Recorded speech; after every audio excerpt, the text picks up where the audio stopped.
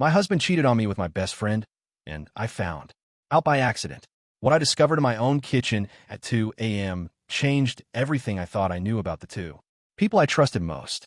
I'm sitting here at 4:30 in the morning, 3 weeks after my entire world imploded, trying to figure out how to tell this story without sounding completely insane. But Reddit, you're going to want to hear this. One, because what happened to me is so twisted, so perfectly orchestrated by the universe's sense of irony that it almost feels like fiction. My name is Emma. I'm 29, and until 3 weeks ago, I thought I was living the American dream. Great. Husband of 4 years named David. Amazing best friend since college named Jessica. Cute little house in the suburbs with a white picket fence and everything. We were that couple people envied always. Posting happy photos on social media, hosting dinner parties, talking about starting a family soon. Jessica was practically family to us. She was my maid of honor, David's drinking buddy, the person we called when we needed someone to water our plants during vacations. She had keys to our house, knew our Netflix password, and could probably tell you where we keep our spare toilet paper better than most of our relatives. She was also sleeping with my husband for 8 months, but we'll get to that part. The discovery happened on a Tuesday night in the most ridiculous way possible, and I swear if I was reading this story instead of living it, I'd probably roll my eyes at how perfectly coincidental it all was. But sometimes life is stranger than fiction, and sometimes the universe has a really twisted sense of humor about how it reveals the truth. I work as a marketing coordinator for a small firm downtown, and I've been putting in crazy hours on this campaign for a new client. We're talking 12-hour days, working weekends, the whole corporate nightmare that slowly kills your soul but pays the mortgage. David works in finance and keeps more regular hours, so he'd been handling most of the household stuff while I was in crunch mode. Jessica, on the other hand, is a freelance photographer with a flexible schedule, which meant she'd been coming over more often to help out. Making dinner for David when I'd be stuck at the office until 9 p.m. Walking our dog Luna when we were both swamped, just being the amazing friend I thought I was so lucky to have. Looking back now, I should have noticed the signs. I should have questioned why Jessica suddenly became so invested in our domestic life. I should have wondered why she always seemed to know David's schedule better than I did, or why she'd get this weird look on her face whenever I'd mention coming home early from work. But when you trust someone completely, two someone's, actually, you don't look for red flags. You just feel grateful that the people you love are taking care of each other. The night everything changed started like any other night in my recent hell of deadlines and caffeine addiction. I was at the office until almost midnight, finally finishing a presentation that was due first thing Wednesday morning.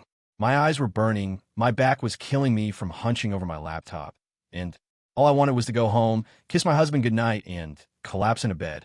But when I got home around 12:30 a.m., David wasn't in bed. The house was dark except for a light in the kitchen, and I figured he'd fallen asleep on the couch watching TV again. He'd been doing that a lot lately, which I'd attributed to giving me space to work when I brought projects home. I dropped my bag by the front door, kicked off my heels, and padded toward the kitchen in my stockings to grab a glass of water before heading upstairs. That's when I heard voices, low, intimate voices that made me freeze in the hallway. My first thought was that David was on a late work call, which wasn't unusual. But as I got closer, I realized one of the voices was definitely female, and it definitely wasn't coming from a phone speaker. I peeked around the corner into our kitchen, and what I saw made my brain basically short-circuit. David was standing by our kitchen island, and Jessica was sitting on the counter facing him. Her legs were wrapped around his waist, his hands were in her hair, and they were kissing like teenagers who'd been separated for months. But here's the part that really messed me up. They weren't just making out. They were talking between kisses, laughing quietly, being affectionate in this comfortable, familiar way that told me this wasn't there first time. This wasn't a drunken mistake or a moment of weakness. This was routine. I stood there for probably 30 seconds, watching my husband and my best friend being intimate in my kitchen, and my brain couldn't process what I was seeing. It was like looking at a photograph where someone had photoshopped the wrong people into the wrong scene. Nothing made sense. Then Jessica said something that made my knees almost buckle. She pulled back from kissing David, looked him in the eyes, and whispered that she wished they didn't have to sneak around anymore. She was tired of pretending to be just friends when what she really wanted was to fall asleep next to him every night. David's response was to kiss her forehead and tell her they just needed to wait a little longer until my work situation calmed down and they could figure out the right way to handle things. The right way to handle things. Like my marriage was a business problem they needed to solve rather than, my actual life. I must have made some kind of noise, a gasp, or a step that creaked, because they both suddenly froze and looked toward the hallway where I was hiding.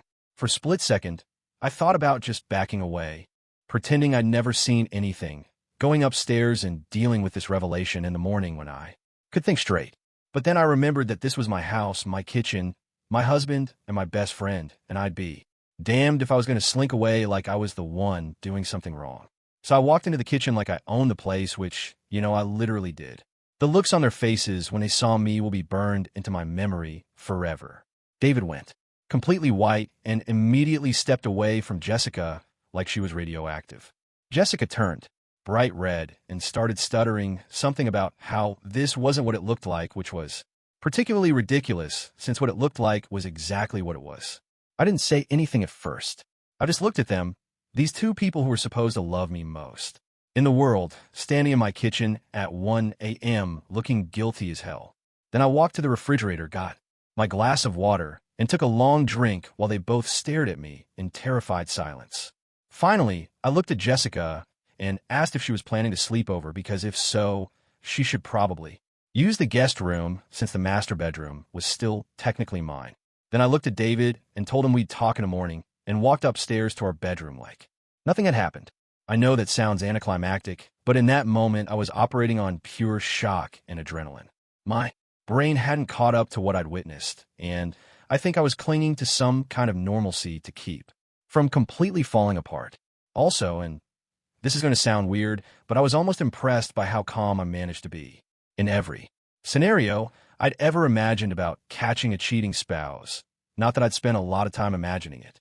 I'd always picture myself screaming, throwing things, making a huge dramatic scene. But when it actually happened, some survival instinct kicked in that told me to stay controlled and think strategically.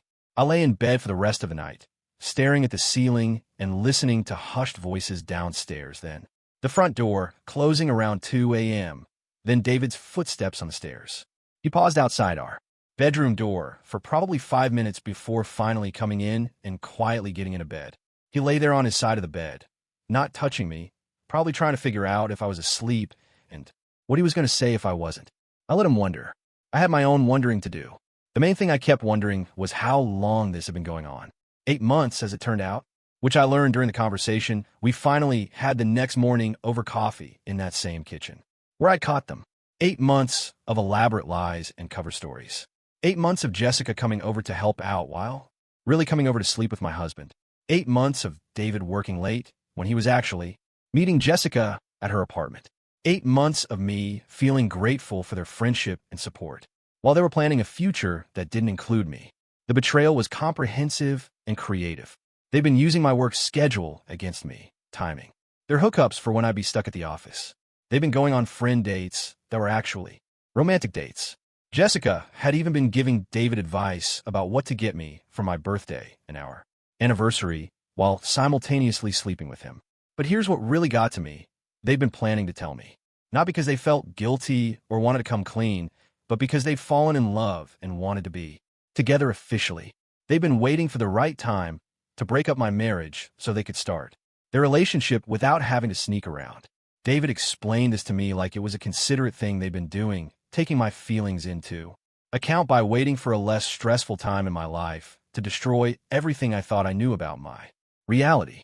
I asked him when exactly would have been the right time to tell me that my husband and best friend had been having an affair for most of the past year. After my work project was done? After the holidays? After we'd started trying for kids like we'd been planning? He didn't have a good answer for that, probably because there isn't one. The next few days were a blur of practical arrangements and emotional devastation. David moved out immediately into Jessica's apartment, naturally, since they were done pretending anyway. I called in sick to work and spent most of the time crying, rage cleaning the house, and trying to figure out how I'd missed such a massive deception happening right under my nose. Jessica tried calling and texting constantly, wanting to explain and work things out. She kept insisting that they never meant for it to happen, that they'd fought their feelings for months before giving in, that they both still cared about me and wanted to find a way for all of us to be okay with this new reality. The audacity was breathtaking. She wanted me to be understanding about her stealing my husband, because they tried really hard not to fall in love before giving up and deciding to just go with it.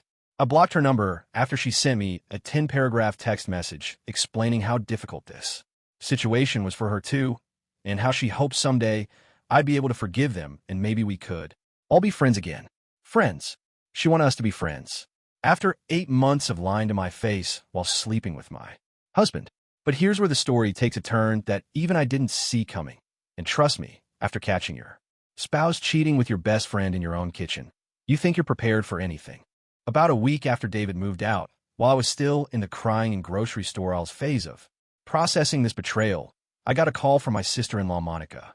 She's David's older sister, and we'd always gotten along well, but we weren't particularly close. So when she called asking if we could meet for coffee, I assumed she wanted to do some kind of family damage control about the divorce. But Monica had information that changed everything I thought I knew about this situation. Turns out, David and Jessica's grand love affair wasn't quite the romantic destiny they'd been selling. Monica had been suspicious about David's behavior for months and had done some investigating of her own. What she discovered was a lot more calculated and a lot less romantic than the story they told me. Jessica hadn't just happened to fall for David while innocently helping out around our house. She'd been systematically working to break up our marriage almost from the beginning of their friendship. Monica had screenshots of Jessica's social media posts from over a year ago, posts I'd never seen, because Jessica had hidden them from me, talking about how she deserved to find love and how some people didn't appreciate what they had right in front of them. Posts about how marriage was just a piece of paper and how real love couldn't be contained by social conventions. More damning were the messages Monica had found between Jessica and another mutual friend, talking about how Jessica had always thought David was too good for me and how she was going to help him realize it.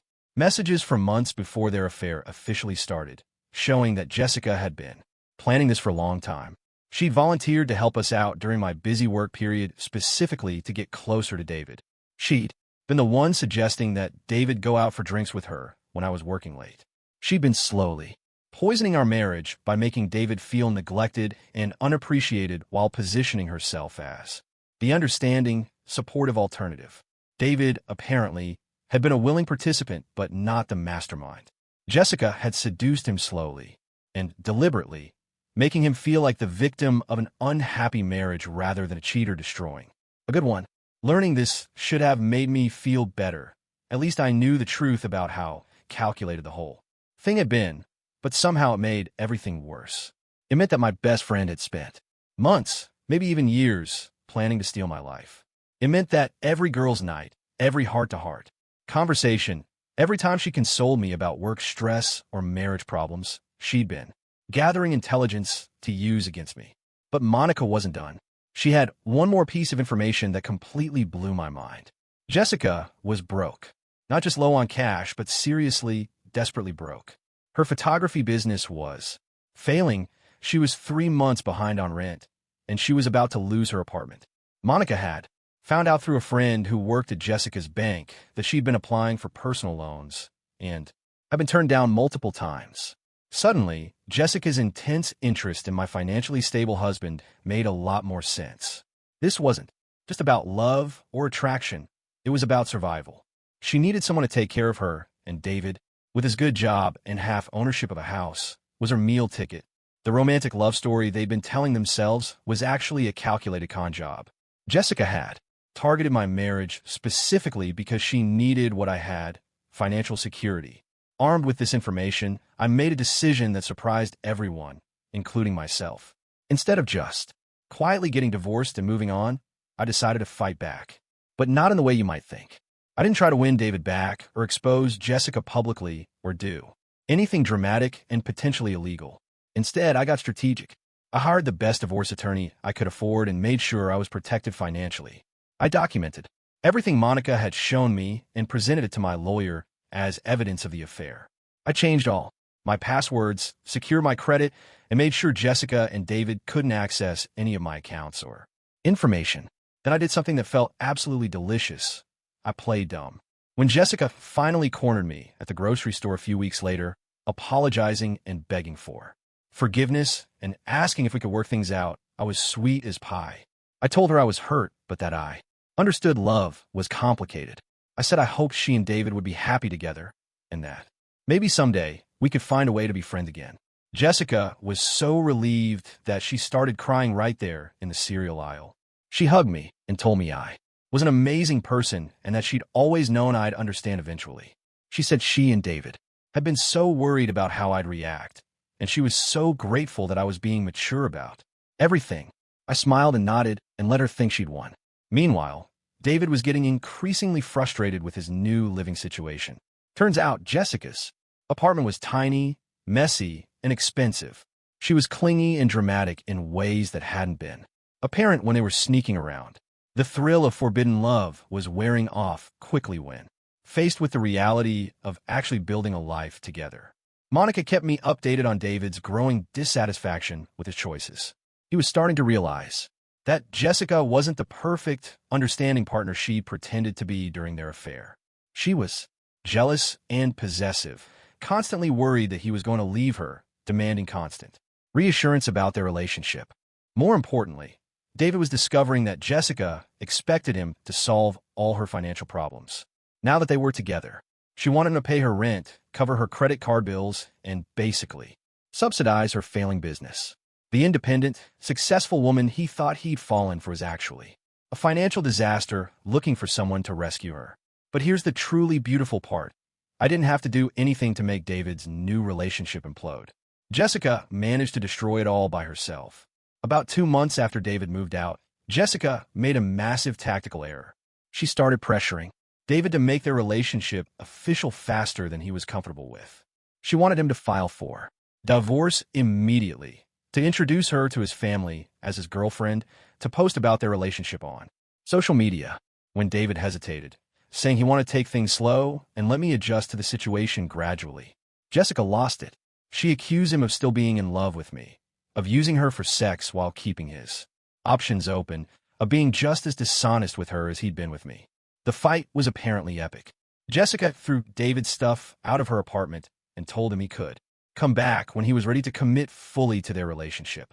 David, who was already having second thoughts, decided he wasn't ready for that level of drama and intensity. He moved into a studio apartment by himself and started what Monica described as a spiral of regret and self-pity. Meanwhile, I was thriving. The initial devastation of discovering the affair had given way to a sense of liberation I hadn't expected. I was free from a marriage that had apparently been built on lies, free from a friendship that had been toxic and manipulative, and free to figure out who I was when I wasn't trying to be the perfect wife and friend. I threw myself into work and discovered I was actually really good at my job when I wasn't distracted by relationship drama. I got promoted and received a significant raise. I started taking classes at the local community college, something I'd always wanted to do but never had time for. I adopted a second dog to keep Luna company and started taking long hikes on weekends. For the first time in years, I felt like myself again instead of like someone playing a role in other people's expectations. But the story doesn't end there, because remember, this is real life, and real life is messy and more complicated than simple revenge fantasies. About 4 months after David moved out, he started trying to contact me. First through mutual friends, then through Monica, then finally directly. He wanted to talk, to explain, to see if there was any chance we could work things out. Jessica, apparently, had been right about David still having feelings for me. Once the excitement of the affair wore off and he was faced with the reality of what he'd thrown away, he realized he'd made a massive mistake. But here's what David didn't understand. I wasn't the same person he'd cheated on. The woman who would have taken him back, who would have gone to couples therapy and worked through the betrayal and tried to rebuild trust, was gone. The affair had killed her as surely as if she'd died in an accident. The person I'd become was stronger, more independent, and had absolutely zero tolerance for people who treated me as a backup option. When David finally showed up at our house, my house now, since I'd bought out his half in the divorce, wanted to have a heart-to-heart about our relationship. I was polite but firm. I thanked him for the apology, told him I was glad he'd learned something from the experience, and wished him well in his future endeavors. Then I closed the door and went back to my life. The divorce was finalized 6 months after that night in the kitchen. I kept the house, most of our mutual friends, and Luna. David got his freedom, an expensive lesson about the grass not always being greener, and a studio apartment with a Murphy bed. Jessica, last I heard, had moved back in with her parents in another state after her photography business completely collapsed. The great love affair that was supposed to justify destroying my marriage lasted all of 3 months once it was no longer forbidden and exciting. As for me, I'm doing better than I ever thought possible. I'm dating someone new, a guy I met in my photography class who has no connection to my previous life and no knowledge of David or Jessica, beyond what I've chosen to share. He's kind, honest, and refreshingly straightforward about his feelings and intentions. I've learned that the worst thing that can happen to you can also be the thing that sets you free. Getting cheated on and lied to by 2 people I trusted completely was devastating, but it also forced me to examine what I really wanted from life instead of just accepting what I thought I was supposed to want. I wanted a partner who chose me every day, not someone who stayed with me out of habit or convenience. I wanted friends who supported my happiness instead of working to undermine it. I wanted a life that was authentically mine instead of one that looked good on social media. Getting all of that required losing everything I thought I had. But what I thought I had was an illusion. Anyway, built on lies and manipulation and people pretending to be someone they weren't. The truth set me free, even though it hurt like hell first. So that's my story, Reddit. The night I accidentally discovered my husband cheating with my best friend in my own kitchen turned out to be the worst thing that ever happened to me. It destroyed my marriage, ended a friendship, and turned my life upside down, but it also gave me the chance to build something better from the ground up. If you're going through something similar, here's what I learned. The people who truly love you don't spend months planning to betray you. They don't treat your trust like something disposable. They don't use your vulnerabilities against you. And sometimes the best revenge isn't getting even, it's getting free. Update. A lot of people have asked what happened to David and Jessica long term. David eventually moved to another city for a job opportunity and, according to Monica, is in therapy working on his issues with commitment and honesty.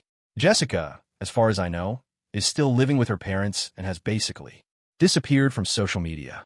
I don't keep tabs on either of them anymore because they're not part of my story now. My story is about the amazing life I built after they destroyed the old one, and honestly, I wouldn't change a thing. Well, except maybe I would have bought better wine to drink while watching it all fall apart. But you live, and you learn.